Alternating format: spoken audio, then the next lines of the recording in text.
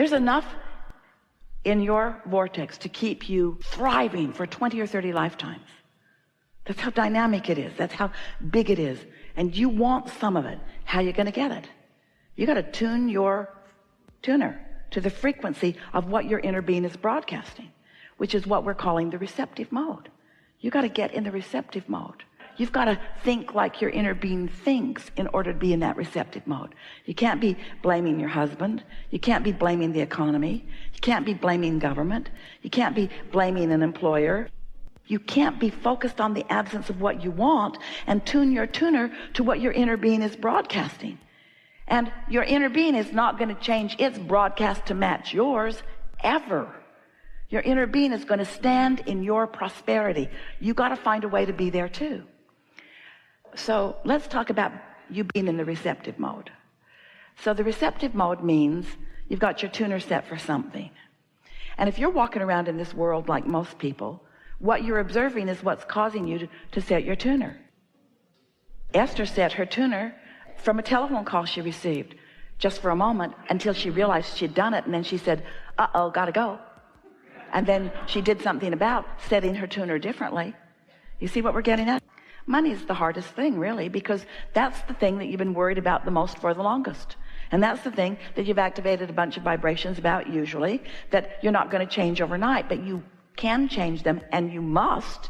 If you want the prosperity that is due to you, you've got to cash in that vibrational currency. And the way you cash in your vibrational currency is by finding a way to line up with it, which means right here, right now, you've got to make the decision. Not right here, right now. We don't mean this is the only now. There's going to be another and another and another and another and another and another and another. But sooner or later, one of these nows that you're standing in the middle of, you've got to be willing to give up your arguing for your limitations. Because every time you say, I can't, or I haven't, or it's hard, or nobody that I know is doing it, then you're just practicing setting your receptive mode to something else. So if your receptive mode is not set to this frequency, what's it set to? This one? This one, this one, this one, this one. There's plenty of frequencies, just like on your radio stations and your vehicles. There's lots of different frequencies. It's endless. That dial is long and endless. You can set it to anything along the way. So how do you know where you've set it? How do you know where you've set your tuner? Two ways: how you feel and what's happening.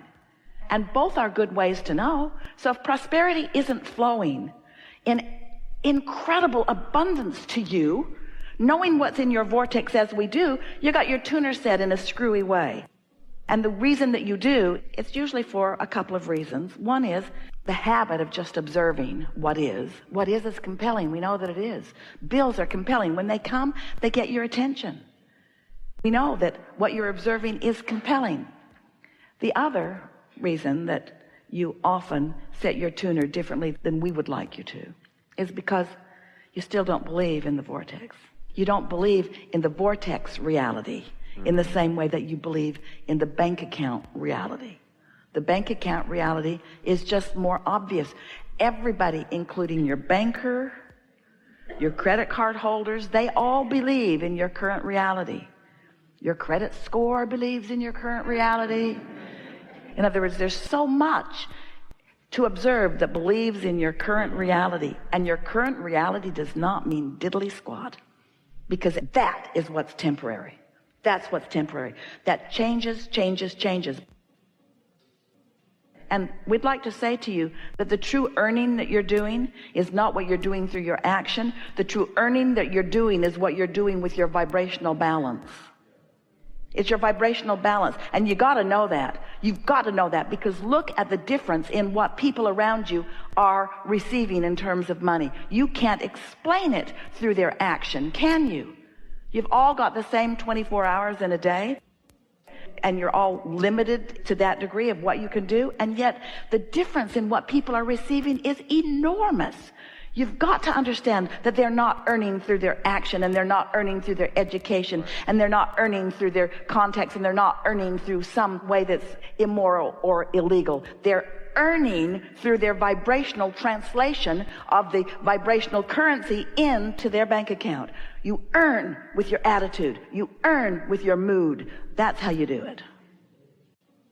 For a long time, we've been talking to you that Creation is about asking, source answering, and you letting the answer in.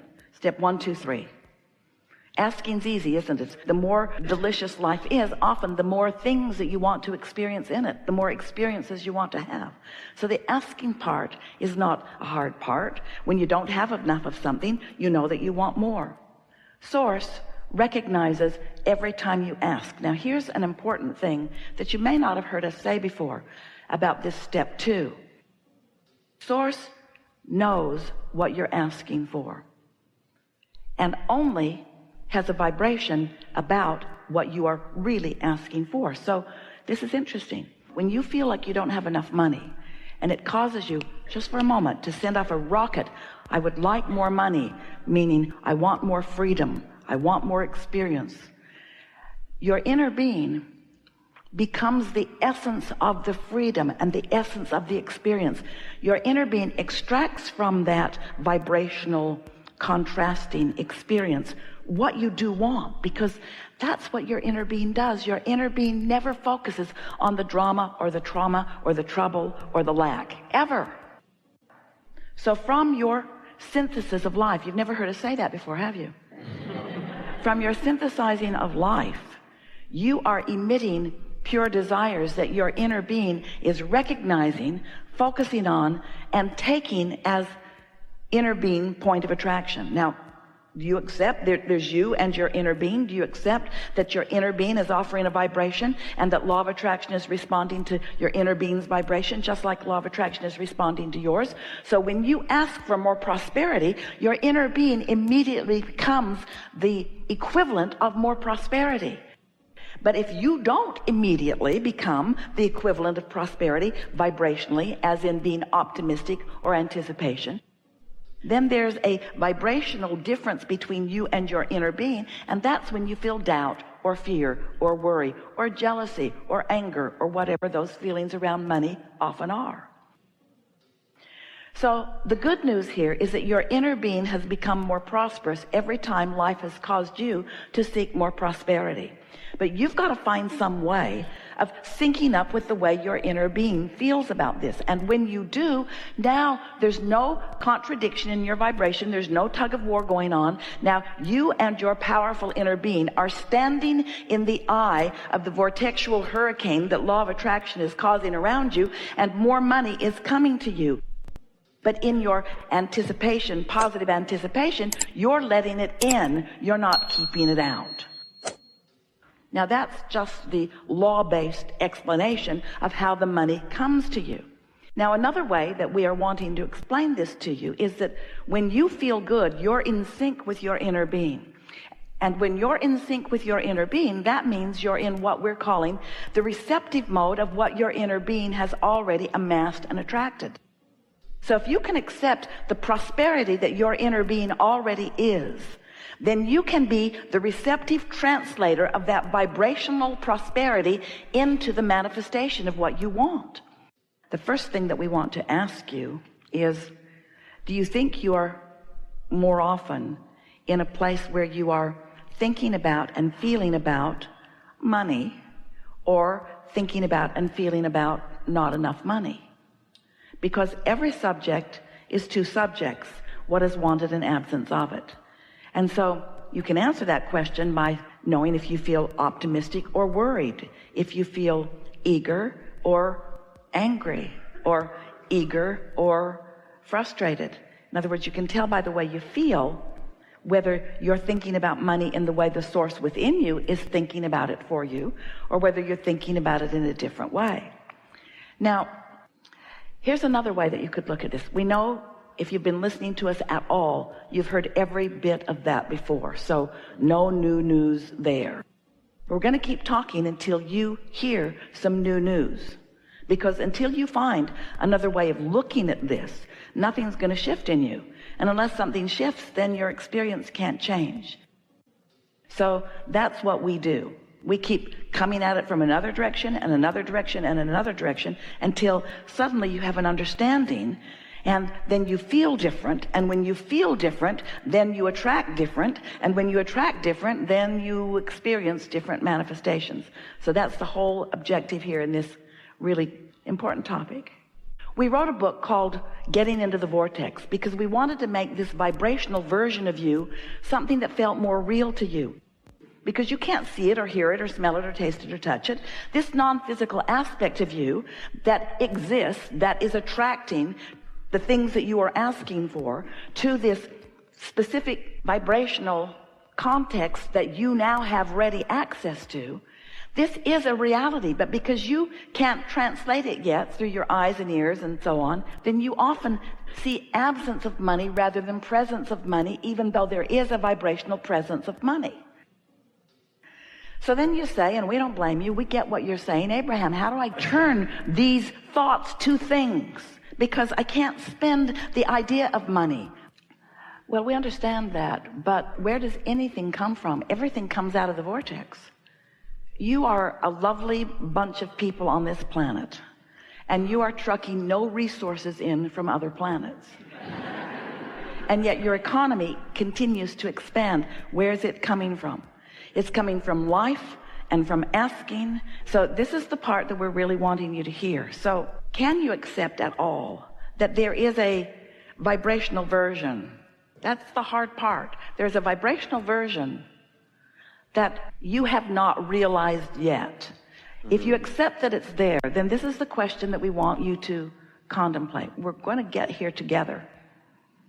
If it exists in vibrational form, how does it become a reality? How does the idea of prosperity translate into something that is in my bank account? How do I turn those vibrations to those thoughts, to those things? How does that happen? Well, it happens by your practicing the thoughts that allow it to turn to those things, not practicing the opposite of those thoughts. When you say, I'm afraid there won't be enough, that's practicing the opposite of the thoughts. And we know, oh, it must drive you crazy. Abraham, if you were standing where I'm standing, look at me, what I'm looking at, you'd feel the way I feel. And we say, we know that what you're living feels so real because what you are feeling is turning to things all the time. So if you don't feel like there's enough money, then that's the way it's turning out. And then you say, see, I was right. This worry was valid because I worried about this and this is the way that it is. See, I'm right to worry. And we say, the universe will respond to the vibration that you emit. So you have to show yourself something different. We understand and we get why you're feeling the way you do. But we are going to help you find another way of looking at this that will shift something in you that will change your point of attraction. So, on we go. You create your own reality, blah, blah, blah, blah, blah. You ask and you throw it in the vortex, blah, blah, blah, blah, blah. We know you're sick to death of the vortex. But now, here the prosperity is in the vortex. How are you going to translate into your experience the prosperity that we promise you, blah, blah, blah, blah, blah, is there? How are you going to get it out? How are you going to be the realizer of it? Well, if you can understand creation in terms of broadcasting and receiving, broadcasting and receiving, broadcasting and receiving, so your inner being is broadcasting prosperity, but you're broadcasting doubt. How's that working out?